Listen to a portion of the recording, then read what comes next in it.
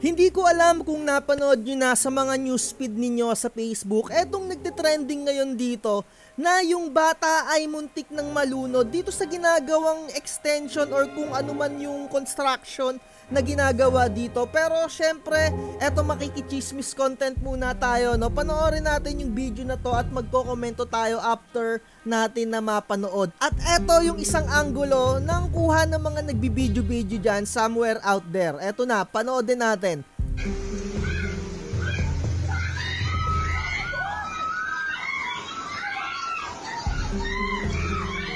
Nakita nga natin, yung bata ay hinahabol yung isang lalaki dun sa unahan na nakapayong at nakita nyo napalusot dun sa bumubulusok na tubig. Walang atubili na tinulungan naman nung lalaki na sa pagkakaalam ko anak pala niya yon mga tropa, or kung hindi man niya anak yon makikita natin na talagang hinabol niya. Pero ayun nga no, base sa mga comment section anak daw talaga niya yon.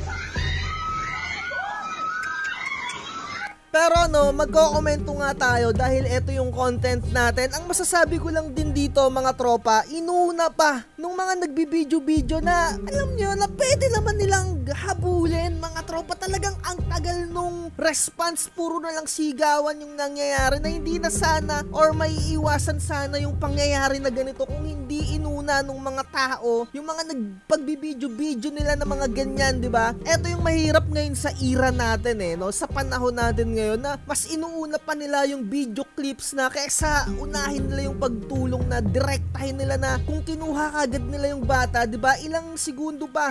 And sa tingin ko naman maiiwasan 'yon kung hindi na nag-video-video. Ayun, nakita nyo, no? And narinig nga natin or base nga dun sa mga comment, parang tinatawag niya or hinahabol niya yung tatay niya. And eto yung isa na anggulo na kuha dito sa video na to, no? Panoorin din natin, no? Ayun, no?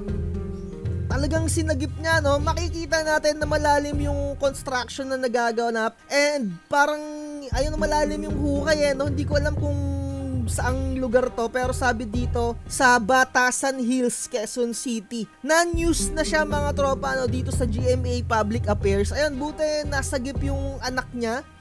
And ang nakaka-bad trip lang talaga dito, sa dami ng tao na nandyan, hindi man lang nila, alam mo yun, yung unahin na lang nila yung pagkuha dun sa bata na umabot pa dun sa paglusot or nataliso dun sa medyo may malalim na parte. At syempre malakas yung rumaragasan tubig, 'di ba? Ang daming nagbibideo-video, no?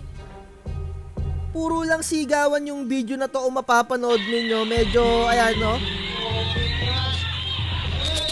Ayan, pero good thing naisalba nung tatay yung anak niya, 'di ba? So kung nasaan man kayong kalagayan ngayon mga tropa, mag-ingat-ingat kayo, lalong-lalo na yung mga anak ninyo, i-safety ninyo 'yan. And lagi ko sinasabi sa inyo, ingat palagi sa mga ganitong sitwasyon at talagang wala tayong magagawa dito. Napakalakas talaga ng bagyo, ulan or habagat na to. Eto nga pala si kuya, no, yung nagligtas, and nandito siya sa page neto ni Keeper Official. Nakita ko lang talaga ngayon nag-flash dito sa aking newsfeed. Parang nagpaabot ata ng konting tulong etong si Keeper Official Vlogs. And nakikita ko dito, no, sabi sa mga comment section, anak daw talaga neto yung kanyang tinulungan. Pero syempre, no, sino ba naman talagang tatay na hindi gagawin yun, no? And sa tingin ko naman tingin ko baka gawin din niya kung hindi man niya anak yon. Nakita natin na talagang tinalon niya no? Ayan, no?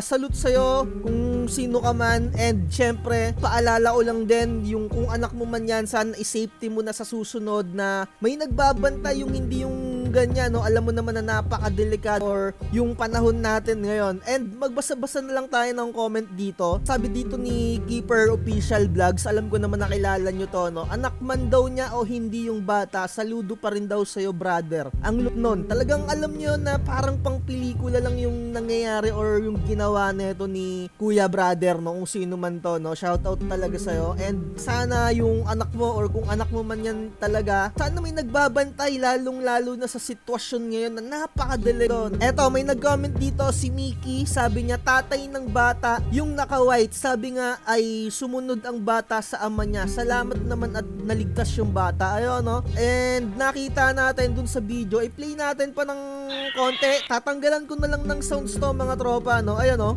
Para matapos natin yung video kung saan nasagip naman talaga yung bata. Kung gusto nyong panoorin ng may sounds, bisitahin nyo na lang itong GMA Public Affairs. Nandun to sa upload nila sa newsfeed. Ayan. Puro sigawan lang kasi yung nagaganap dito sa content na to. Mas marami pa yung sumisigaw kaysa dun sa, alam nyo, napigilan na agad yung bata. Pero ayun na, nangyari na ang hindi natin inaasahan na mangyari. Pero good thing pa rin talaga na naisalba. Ayun, no? Grabe ang lakas ng bulusok ng tubig. And again, kung nasan man kayong lugar, sana nasa mabuti kayong kalagayan. At kung medyo bahaman dyan sa inyo, tuloy-tuloy lang natin yung dasal natin. Medyo humihina na naman yung pag-ulan-ulan. At dito sa amin, medyo humupa na din yung pag-ulan and bumababa na yung tubig. Sana magtuloy-tuloy na yung pagbaba ng tubig ngayon. Dito na natin tapusin to. Like, share, and subscribe. More chismis to come. Bye-bye.